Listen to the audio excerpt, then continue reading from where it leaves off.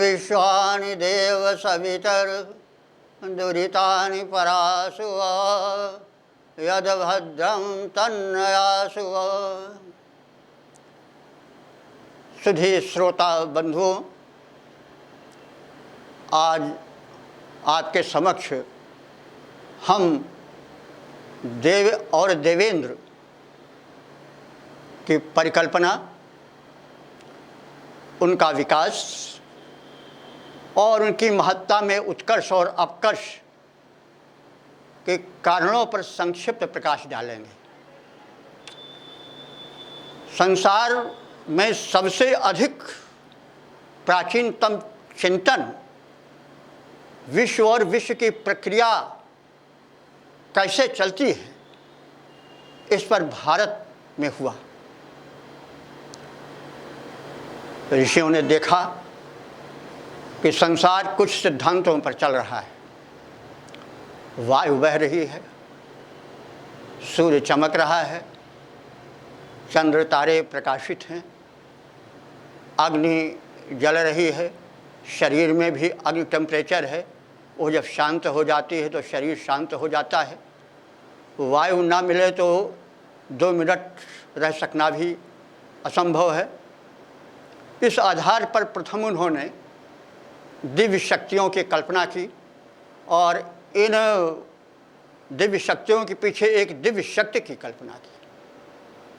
अग्नि को, सूर्य को, चंद्र को, पृथ्वी को, आसमान को, ये सब वैदिक देव हैं।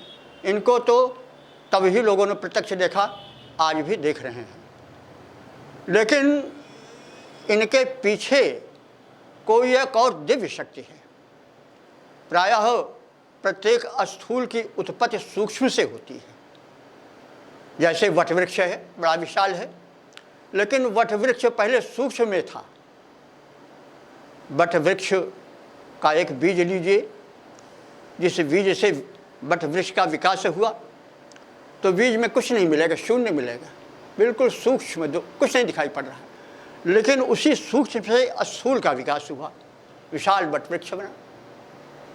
तो वैसे ही ऋषियों ने अपने त्रिकालदर्शी दिव्य दृष्टि से और अपने मेधा से यह सहज अनुमान किया कि इन स्थूल शक्तियों के पीछे कोई सूक्ष्म शक्ति है। उसी सूक्ष्म शक्ति का नामकरण वैदिक ऋषियों ने इंद्र किया।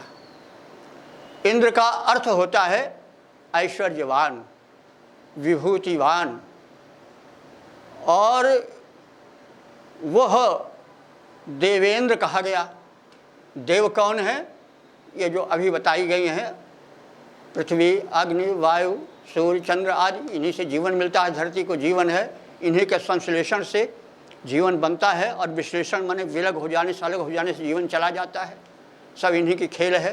ये तो सिद्ध हो चुका है, कुछ कहने की आवश्यकता नहीं है। तो इन देवों के स्थूल रूप जिनका हम देख रहे हैं, उसके पीछे सूक्ष्म शक्ति जो है, उसको सबसे पहले ऋषियों ने इंद्र कहा और इंद्र की बड़ी महिमा गाई। इंद्र का अर्थ ही होता है स्वामी, जिसको हम साहब कहे, कबीर ने साहब कहा, तुलसी ने राम कहा, सूर्य ने कृष्ण कहा, और अन्य धर्मों में अपने अपने ढंग से अल्लाह, ईश्वर, गॉड जो कुछ कहा। ये सब है, शक्ति एक है, नाम अनेक हैं, नदियाँ एक, घाट बहुतेरे, ये सत्य है। तो ये क्रम चला। ऋग्वेद में उस परम शक्ति को इंद्र कहा गया और सर्वाधिक मंत्र इंद्र को ही समर्पित किए गए, और इंद्र के अंग स्वरूप सभी देव शक्तियाँ मानी गईं। देव का अर्थ होता है दानाथ, द्योतनाथ, दीपनाथ। वाह, जो दे वह देव है, जो प्रकाशित करे वह देव है। लेकिन क्या कारण हुआ कि देवों को बड़ा बाद में नीचे स्तर पर मान लिया गया? अधिक न जा करके हम तुलसीदास जी का पहले लेते हैं तो बहुत बड़ा होगा सब। तुलसीदास जी ने कहा कि देव कुचाली, देव बड़े कुचाली हैं, बिघन मनावे ही देव कुचाली, सब ही कहाँ कब हुई है काली। राम का जो राज्याभिषेक हो रहा है, सारी प्रजा मग्न है कि कल कब होगा। दिन और रात कट नहीं रही है सवेरे के लिए, छटपटा रही है। उधर देवता विघ्न मना रहे हैं। तो यहाँ पर कुचाली कह दिया, असुर स्वार्थी कह दिया, जबकि यह बिल्कुल धारणा के विपरीत है।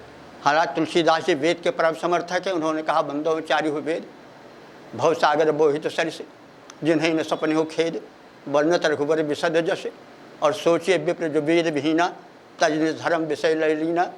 तो वो चिंतनीय है विप्र ब्राह्मण या विशेष ज्ञानी व्यक्ति जो कि इंद्र मतलब या वेद का तिरस्कार कर देता है। लेकिन हुआ क्या, उन्होंने ही तिरस्कार किया और उन्होंने तो इंद्र को कुत्ता कह डाला। वे तुलसीदास जी जो वेद की दुहाई देते हैं हर 4-5 चौपाई के बाद, वो क्या कहे कि सूख हाड़ लय भाग सठ, सिंह निरख मृगराज, और छीन ले जनि जानी जड़ तस सुरपति न लाज। जब भरत राम को मनाने के लिए गए तो ऐसा आभास हुआ कि भरत के प्रेम प्रवाह में राम अपने को रोक नहीं पाएंगे, अयोध्या चले जाएंगे। तो इंद्र को बड़ी घबराहट होने लगी कि तो हमारा व्यापारी, हमारा सारा मतलब ही खत्म हो जाएगा। राम चले आवेंगे अयोध्या में तो रावण का वध कैसे होगा, निश्चरहीन भूमि कैसे होगी।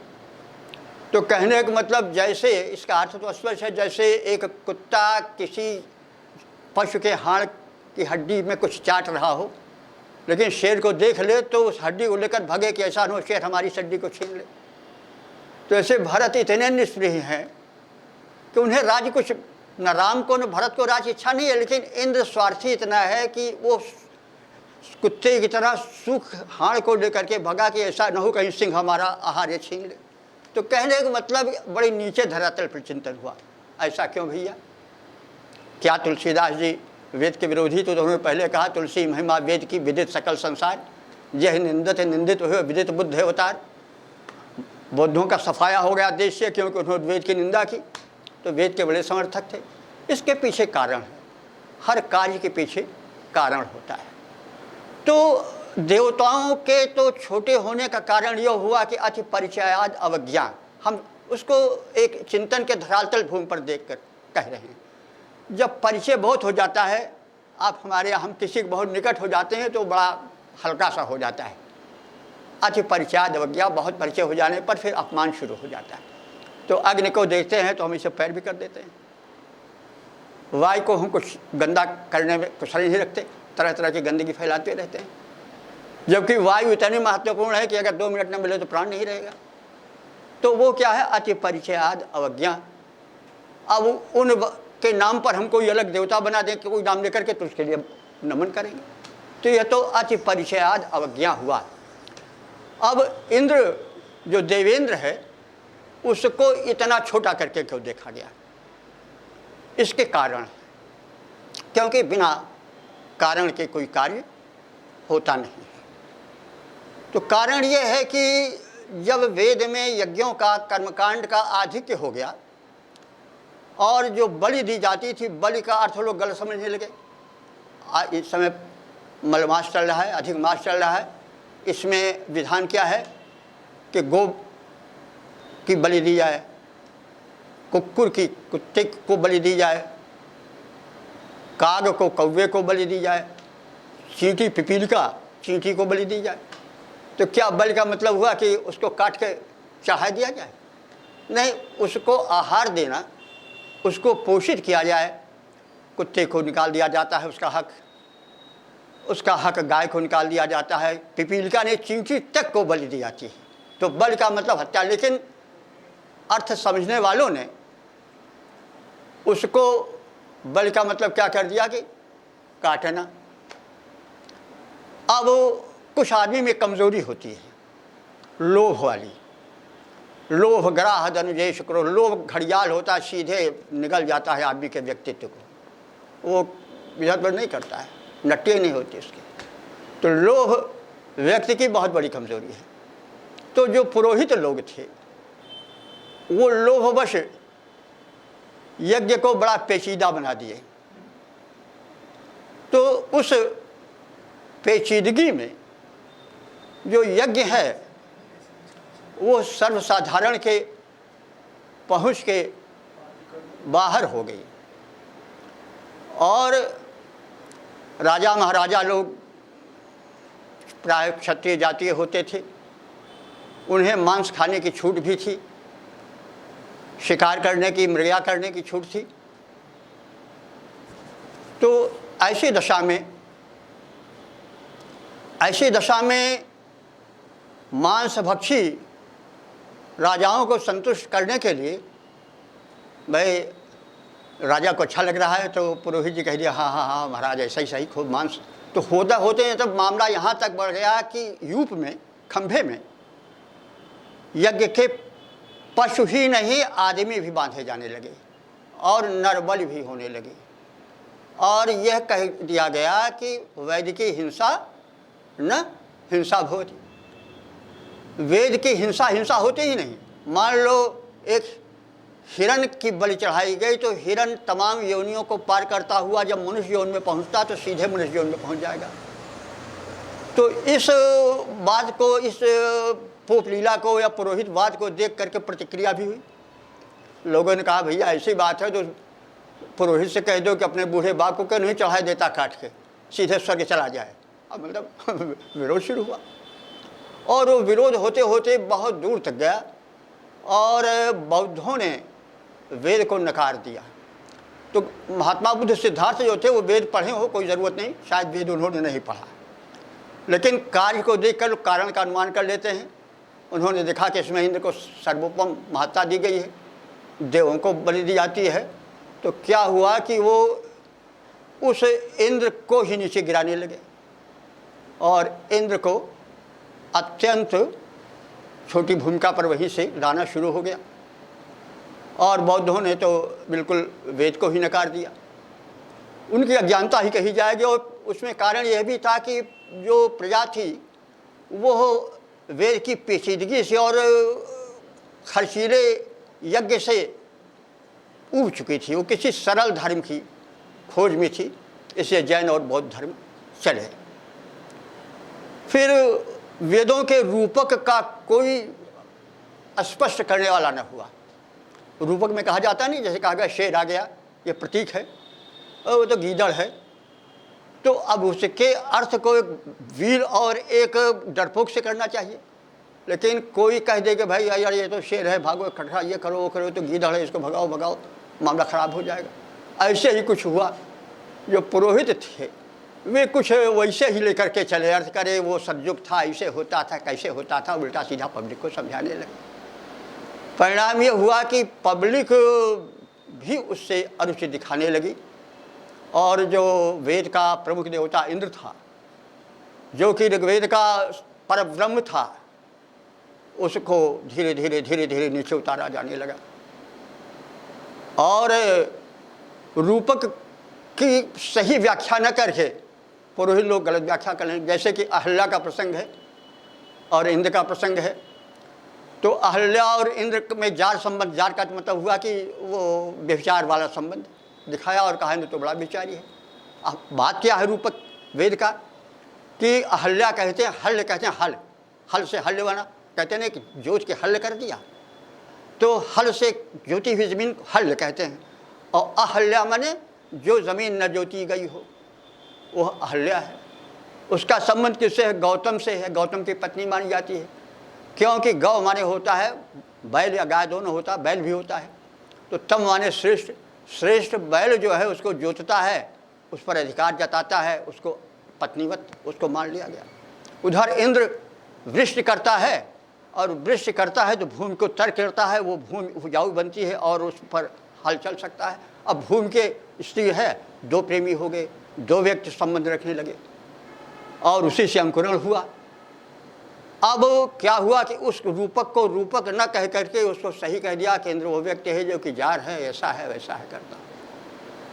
अंत में जब दोनों से संबंध टूट गया, ना गौतम यानी श्रेष्ठ बैल उसके समीप जाने लगा और ना इंद्र जाने लगा, तो भूमि डीकड़ हो गई, पत्थर जैसी हो गई। तो वही कहा गया हल्ला पत्थर हो गई। तो बात तो ये सीधी साधी है। लेकिन उस रूपक को पंडित लोग सीधे न समझा करके उसी रूप पर चल पड़े। तो यह तो एक कारण हुआ। दूसरा कारण ये हुआ कि जब वैदिक धर्म का विरोध होने लगा तो लोगों ने सोचा कि भाई धर्म लुप्त ना हो। विचारक दो प्रकार के थे, एक सूक्ष्म विचारक थे जो सही सोचते थे, एक थे रुपया कमाने वाले, किसी तरह से पब्लिक को, भोज भाली को समझाने वाले। तो उन लोगों ने कहा कि भाई कुछ लोग इंद्र बन जाओ, कुछ लोग मरुत बन जाओ, कुछ लोग अग्नि बन जाओ। यानी देवता कहने का मतलब वो इंद्र का रूप। इंद्र तो बिल्कुल सूक्ष्म है, जैसे पहले बताया गया, तो वो तो सूक्ष्मतम शक्ति है। इंद्र का कोई न हाथ है, न पैर है, न मुख है, कहीं वो सोमरस पी रहा है तो इसका मतलब हुआ कि वो तो वर्णन में रूपक के शैली में कह दिया जाता है, वो सूक्ष्म शक्ति है जिससे स्थूल जगत प्रकट हुआ, सबका नियामक हो है। लेकिन अब मनुष्य इंद्र का अभिनय करने लगे, इंद्र जैसा व्यवहार करने लगे। अग्नि का मानवीकरण किया गया, मनुष्य के रूप में देखा गया और अग्नि भी एक देवता बनकर के शरीरधारी बन गए। अब मनुष्य में कमजोरियां होती हैं, दुर्बलताएं होती हैं। अब हो गया कि इंद्र का एक पद, एक पोस्ट क्रिएट हुई। अब उसके लिए शर्त क्या रख दी गई कि जो 100 यज्ञ करे वो इंद्र हो जाएगा, कोई भी व्यक्ति हो। आप जानते हैं नहुष, आप लोग जानते होंगे, एक राजा नहुष थे, रकुल के ही थे। उन्होंने 100 यज्ञ पूरा कर दिया। नहीं, इंद्र बड़ा बाधा डालता था, यज्ञ पूरे नहीं होने देता था, क्योंकि वो मनुष्य था, वो उदार नहीं था। अब देखिए मनुष्य में मनुष्य की दुर्बलताएं उसको चढ़ बैठती हैं। तो क्या हुआ कि नहुष ने अपने बल से किसी प्रकार से 100 यज्ञ अपने पूरे कर लिए। तो जब 100 यज्ञ पूरे कर लिए तो क्या किया कि वो स्वर्ग के अधिपति बन गए। और फिर उन्होंने इंद्र की, जो मनुष्य रूप में इंद्र चल रहे थे, उनकी पत्नी जो थी इंद्राणी, उनके साथ संगमन का यानी व्यभिचार का या पत्नी बनाने की भावना लेकर चले। और तब जब इंद्राणी के समक्ष प्रस्ताव रखा गया कि भाई इंद्र आ गए गद्दी पर, अब आपसे प्रेम व्यवहार चाहते हैं, तो उसने सोचा तो बड़ा मुश्किल है। तो उन्होंने एक सूक्ष्म युक्त सोची कि अच्छा, कह दो ब्राह्मण के यान पर चढ़ करके, वो पालकी पर चढ़ करके आवें तो हम उनका स्वागत करेंगे। तो वो इतने ताव में थे कि जल्दी से मिलें, जल्दी से मिलें। वो सर्प सर्प सर्प सर्प कहने लगे। सर्प माने जल्दी होता है, शीघ्र। तो अंत में उन थके हुए तपस्वी ब्राह्मणों ने शाप दे दिया, कहा जा तू इतना है तो तू सर्प हो जा। तो सर्प बन गए, सांप बन गए। तो यह इस परिप्रेक्ष्य में कहा गया कि इंद्र जो था वो स्वाभाविक इंद्र, जो परम शक्ति और सूक्ष्म शक्ति था, वो नहीं रह गया, उसका मानवीकरण हुआ। अंत में वैदिक धर्म की रक्षा के लिए किसी मनुष्य को जो यज्ञशील हो उसको बना दिया गया, पद पर बैठा दिया गया। और मनुष्य में दुर्बलताएं होती हैं, उस दुर्बलताओं से वो ग्रस्त हो गया कि हमारी जगह न जाए, हमारा छीन जाए, हमारा ऐश्वर्य न छिन जाए, हमारा भोग विलास न छिन जाए। अब उसमें दुर्बलताएं आने लगी और उसी दुर्बलता को, उनका एक अलग लोक अमरावती भी हमारे ख्याल से ये महाराष्ट्र के कुछ थोड़ी दूर पर है। अमरावती कहता है देवताओं का, अमरावती अमर माने देवता अमरावती है, उनका एक अलग नगर बन गया, बस गया वहाँ। उनको जनता ने जैसे संत महंतों को तमाम पैसा देती है, बड़े धन से धनवान हो जाते हैं, वैसे इंद्र बड़ा वैभवशाली हो गया। लेकिन मानवीय दुर्बलताएं उसमें थी, वो विघ्न भी डालता था। अब इंद्र का वही रूप लोक में प्रचलित हो गया। अंत में द्वापर में आते आते कृष्ण ने विरोध का झंडा खड़ा कर दिया इंद्र के। इंद्र बड़ा स्वार्थी है, हम इंद्र से क्या पाते हैं। और क्या किया कि गोवर्धन की पूजा चला दी, इंद्र पूजा का विरोध किया सबसे पहले कृष्ण ने। कृष्ण का बड़ा उच्च व्यक्तित्व था। तो अब इंद्र का विरोध होने लगा और विरोध होते होते पुराणों में इंद्र को बहुत गिरा दिया गया, परम लोभी, परम लालची, परम स्वार्थी, परम ठग, यानी जितने संबोधन थे नीचता वाले सब इंद्र में डाल दिए गए। और इंद्र एक बड़ा ही नीच स्तर का व्यक्ति बन गया, जो कि वैदिक इंद्र से बिल्कुल भिन्न है। वैदिक इंद्र के न लोभ है, न लालच है, न किसी प्रकार की कमी है। वो वीरों का वीर है और वीरता और शौर्य प्रदान भी करता है। और देव, देखो देव तो बड़े दिव्य हैं, लेकिन उनको स्वार्थी कह दिया गया। उसी के साथ जब राजा बिगड़ गया तो प्रजा को भी लोगों ने बहुत छोटा समझना शुरू कर दिया। और ये हुआ कि भाई ये तो बड़े स्वार्थी हैं। लेकिन देखिए, सोचिए, सूर्य देव कितने उदार हैं, निरंतर प्रकाश देते रहते हैं, ऊष्मा देते रहते हैं। लेकिन अगर वो बिल मांग ले तो तब तो हो गया मामला। वो बिल तो नहीं भेजते कि देव इतना प्रकाश तुमने उपभोग किया, तो कितने उदार हैं। वेद में कहा भी गया है कि हम सूर्य और चंद्र की तरह जीवन व्यतीत करें, स्वस्वंथा मन चरेम सूर्य चंद्र मसाव्यु। तो पवन देवता हैं, देते रहते हैं वायु। भैया अपने ऑक्सीजन की कीमत कब लेते हैं? वेंटिलेटर पर लेट जाओ तो हज़ारों रुपये रोज़ देना पड़ता है, और वो अब लुटाते रहते हैं ऑक्सीजन और सब चीज़, वो किससे पैसा मांगते हैं? तो वो तो बड़े उदार हैं, देवतन करते हैं, दीपन करते हैं, दान करते हैं, प्रकाशन करते हैं, सब कुछ करते हैं। लेकिन अब ये बताइए, कोई बतावे कि भैया वो स्वार्थी कैसे हैं, उदार कैसे हैं? वो कब किसी से बिल मांगते हैं? वो तो देते ही रहते हैं। धरती है, सबको धारण करती है, वो भी देवी है, वो तो किसी से कुछ नहीं मांगती है। और वो तो बल्कि धरती पर क्या क्या लोग करते हैं सब वो क्षमा करती जाती है। तो वो भूमि, उसको सर्वसहा भी कहा गया है, सब कुछ सहन कर लेती है।